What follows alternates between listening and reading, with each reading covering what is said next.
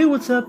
Mula sa pagkahilig ko sa pangongolekta ng mga Tamiya at diecast toy car, naisipan ko na rin mangolekta ng mga RC car tulad nito.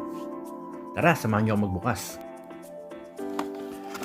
At ngayong araw, samahan niyo ako na i-unbox tong aking bagong nabiling RC car. Ito yung model niya, mini rig car. So, i-unbox na natin. Makabibili ko lang siya kanina. At nag-sale siya sa Funbox ang isang mall dito sa Taiwan. Yan. Medyo mahirap. Yan. Okay. Kasama na siyang Type-C cord. Kaya nato, hindi man natin kailangan yun. At yun. Nandito rin, may remote din pala siya dito. Ayan o. May remote control din siya na maliit lang. Ayan natin. Yan siya. Sabi dito pwede mo na siyang kontrolin sa pamamagitan ng mobile app. Yan. Ito na. Ayan guys. Napaka-realistic ng itsura nyo. Isa sa mga nagugustuhan ko sa mga toy car, yung detail niya. Yan. Sobrang nipis ng detail pero kaya nagmumukhang tunay talaga.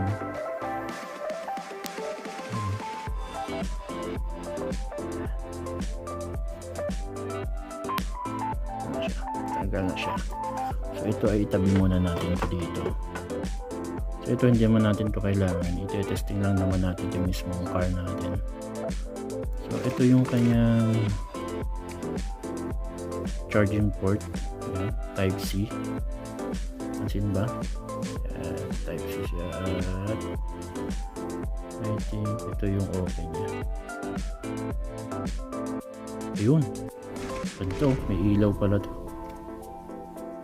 So may headlight din siya, ilaw din headlight niya, may tail light din.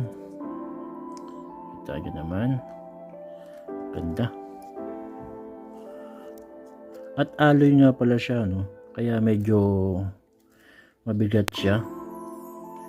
So meron din siyang shock. Ganda. Tignan nyo. Harap at likod. Natin to. So, meron pa palang isang nakalagay dito. Kailangan natin matanggal to. Ayan. Tanggalin natin itong ayun. Tanggal na siya. At ito, to? Manual. At ito nga pala yung manual niya. At dahil naka-Chinese, hindi natin kailangan yun. So, ito yung kanyang remote control.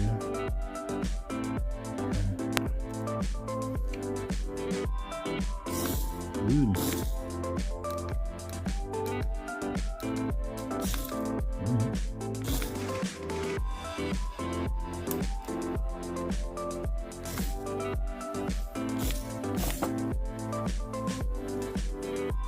So may mga mode din siya dito. Ayan. Naka-mode to eh. Ayan. Ganda kung naririnig nyo yung tunog niya.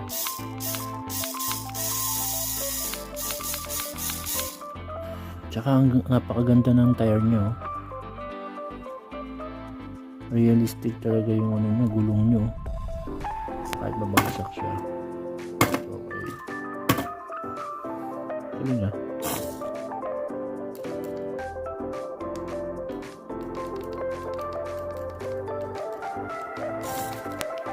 Ito naman, tawag ba dito? Ito yung cargo niya eh. Ito. Pwede siyang iduktong dito. Yan. Yan. May papadeliver ng baboy. Yan. Gagawin. So, yan. Pero hindi ko natatanggalin. Kasi ito lang mahalaga muna ngayon. 4x4. Ganda na ilaw. May ilaw pa talaga siya. Headlight siya. Dahan din. Ngayon, itatry naman natin sa mobile app kung paano kontrolin siya. So ayun, ito na. Kinonect ko na sa aking mobile phone. Wait lang ha. Ano ba ito?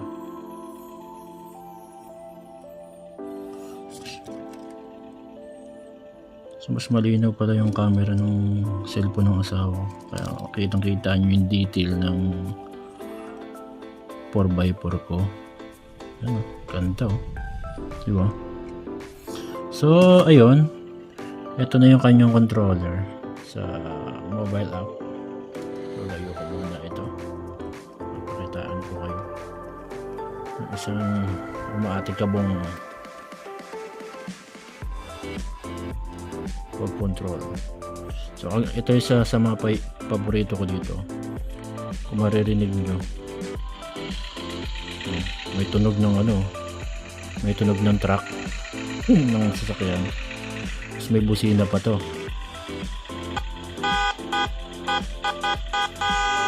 O, diba? Kung ka pa. Tapos, pwede mo rin kontrolin dito yung ilaw. 4x4 sa pamamagitan nito. So, papailawin natin siya. Ayun o. Patay natin. Buksan. Patay. So, ganun din. Kita nyo naman yung likod niya, no? Yung pula, yung tail light. So, ayan, no? Stig, no? Look! So, yung tumalon nga siya, no? Tumalon.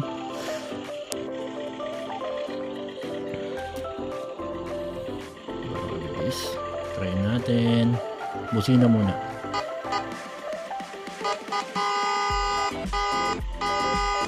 Astig, no? So, kanan, kaliwa, andar. So yun, bumangga na agad. Yung atras.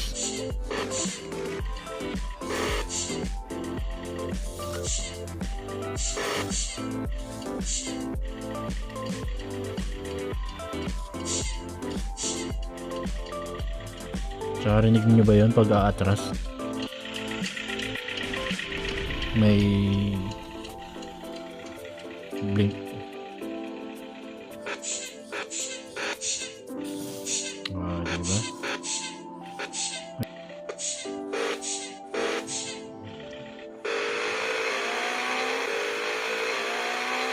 So, pwede mo pa siyang pabilisin.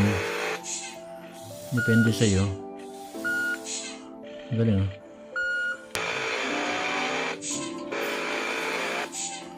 So, pwede pa siyang pabilisin hanggang 100 ang speed niya. Pero dahil maliit lang itong pwesto natin, mabagal muna tayo.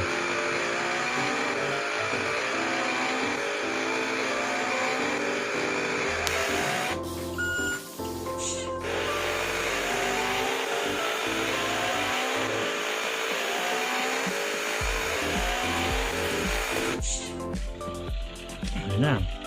Kapag-test drive na tayo. So, okay na yan.